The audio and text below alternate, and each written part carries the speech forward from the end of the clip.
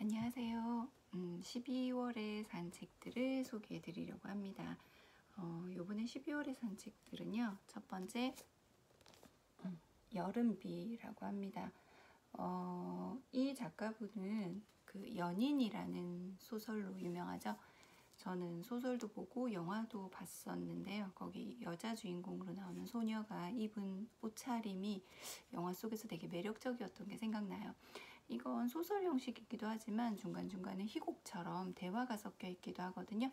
그래서 어렵지 않을까? 좀 낯선 모습인데 라는 생각이 들기는 해요. 하지만 주변에서 평이 좋아서 한번 열심히 읽어볼까 합니다. 그리고 또 하나는 요거예요. 완벽한 아이라고 하는데요. 모두 진리양이라고 해서 이분의 자전적 소설이에요. 그 배움의 발견이라고 하는 책을 예전에 제가 소개해 드린 적이 있는데 거기에도 보면 광신도인 부모님이 나오거든요. 그래서 그런 것으로 인해서 약간 뭐라고 해야 되죠? 학대를 받는 아이가 어떻게 성장하는지에 대한 내용이 나오고요. 여기에 나오는 이 모드라는 분 또한 아버지의 잘못된 신념으로 인해서 거의 갇힌 채 사육당하거든요. 그럼에도 불구하고 거기에서 이제 선한 분들의 도움으로 탈출해서 새로운 세상을 사는 얘기예요. 물론 공황장애도 오고 굉장히 힘들지만 그걸 또 타인을 치유함으로써 본인도 치유하는 얘기고요. 그리고 그들이 가지고 다닌 것들, 소설이지만 진실이다, 뭐 이런 그 문구인데요.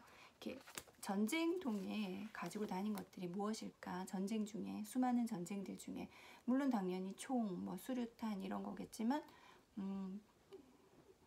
누군가의 연애 편지라던가 위문 편지들, 그런 것들이 오히려 이들에게는 총알보다 더 소중하지 않았을까 해요. 그래서 이렇게 이 책을 샀고요. 그리고 제가 좋아하는 잡지 중에 스캡틱이라고 하는 잡지가 있어요. 석 달에 한 번씩 나와요. 그래서 1년에 4권 정도 나오는데 요번에 이제 올해의 마지막 스캡틱이 나왔습니다. 그래서 여기 보면 과학, 인종의 경계를 묻다, 그리고 좀 재미있는 게 있어서 코로나19 백신은 어떻게 만들어지는가. 사실은 이게 궁금해서 산 거나 마찬가지거든요. 그래서 한번 잘 읽어볼까 합니다.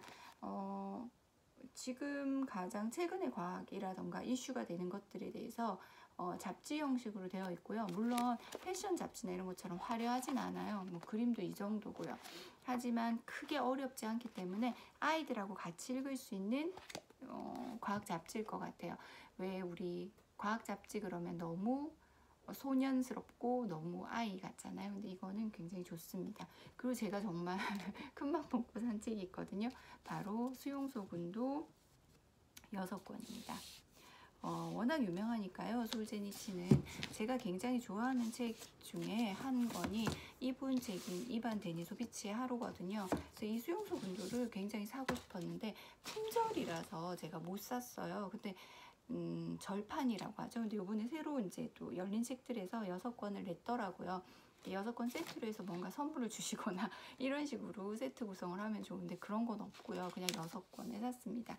일단 이거는 소설이라고 생각하거나 이반 데니소비치나 혹은 안병동 있죠. 저는 안병동 읽고 나니까 차가버섯만 계속 기억이 나는데 이분이 수용소에 갇힌 이야기예요. 그때 경험했던 것들인데 그건 안병동이나 이반 데니소비치는 그걸 소설로 좀 풀어냈고요. 이거는 기록 소설이라고 해서 누가 이런 일을 당했고 이런 일이 있었고 약간의 기록들이에요. 그리고 앞부분은 이제 소련의 정세라든가 이런 것들이거든요. 실제로 이제 레닌에 이어서 스탈린이 굉장히 말도 안 되는 이유들로 수많은 사람들을 수용소로 보내요. 당신은 배운 사람이야. 그러면 앞으로 이런 범죄나 아니면은 반동적인 일을 할 수도 있어. 그러니까 예비 범죄자라고 해서 잡아가기도 하고요. 뭐 온갖 게 다 있죠. 예를 들어서 제가 누군가에게 좋아한다고 편지를 썼는데 그러면 너는 왜 조국을 좋아하지 않고 저 사람을 좋아하느냐. 조국의 힘을 약하게 만들었다 해서 잡혀갈 수도 있는 그런 문제거든요. 그러면서 뭐 잠깐의 봄이었다 그러죠. 후르시초프 약간 바보스럽게 표현되는 경우가 많은데 그분 자체가 있던 시절은 그나마 조금 풀려 있었어요. 안병동에 보면 이제 그때 잠깐이 나오거든요. 그리고 다시 또 암울한 시기로 가죠. 후르시초프 같은 경우는 스탈린이 정적이 될 만한 사람들은 다 죽였는데 이 사람은 조금 어리버리해서 살려뒀는데 결국 스탈린이 죽고 나니 남은 건 후르시초프밖에 없다라고 뭐 그런 우스갯소리도 있는데 저는 그렇게 이렇게 다른 의견도 많더라고요. 그러니까 미국으로 가서 전쟁이 일어나지 않도록 협상을 하는 과정이라던가 물론 그때 가서 뭐 디즈니랜드 가고 싶다, 콜라 먹는다 뭐 이런 좀 우스꽝스러운 모습을 보이긴 했지만 그래도 전쟁이 일어나지 않고 평화를 만드는 데 기여했던 분이라고 생각하거든요. 그래서 지금 열심히 1권을 읽고 있어요. 근데 아무래도 제가 좋아했던 그런 류의 소설보다는 기록이라서 아직까지는 열거 형식이 많거든요. 그래서 갈수록 좀 본격적이지 않을까 해서 굉장히 기대되고 열심히 읽고 있습니다. 12월에 제가 산 책입니다. 열심히 읽겠습니다. 안녕.